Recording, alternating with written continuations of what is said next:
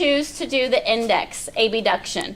So my starting position is the forearms pronated, supported on the table. I'm going to do the index. So I'm measuring, abducting away from the long digit.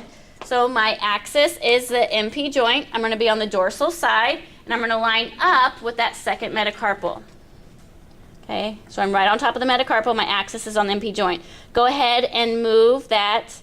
So my movable arm is in line with that proximal phalanx. Go ahead and move your index away from your the long digit. Good.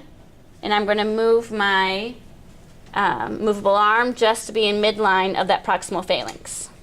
Okay. Digit MP abduction. Yep, abduction. Saying it for the video. Yep.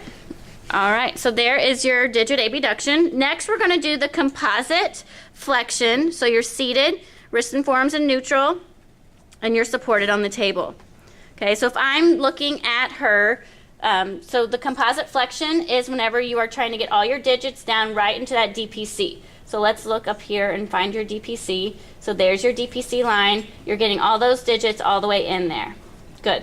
Okay, so if she can do that, move that thumb out of the way. Good. If she can get intact with her DPC, she is at 0. That is normal. You should be able to flex your digits all the way into the palm of the hand like that.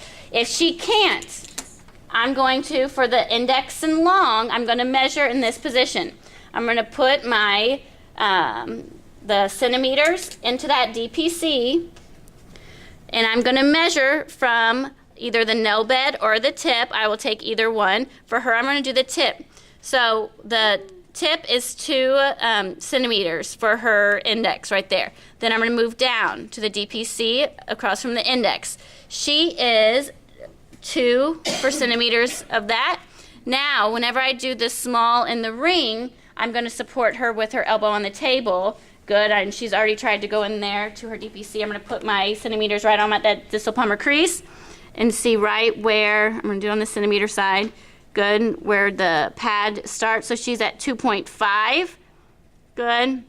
And then I go in there for that, and then she's at 3 for her ring digit. Or you can specify that you're going to go up to the nail bed, which is a little bit more objective, I feel like, and that's how I measure it from. So then you would say from the nail bed, she's 3.5 with digit flexion from the DPC, okay? So you can see whenever I'm doing her index and long, she's positioned like this, and then whenever I'm doing her ring and small, then I pull her up to here, and I'm across the table from her measuring like that, okay? So there's your composite flexion. Let's go into, go back to the top. Now we're going to do MP flexion of index, long, ring, and small. So I'm just going to show you on the index.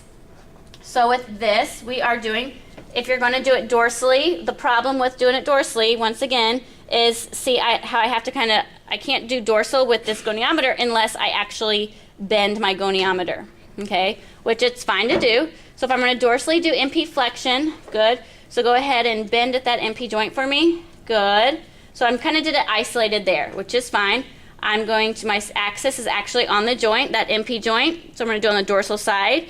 My stationary arm is in line with the second metacarpal, and then my movable line, or my movable arm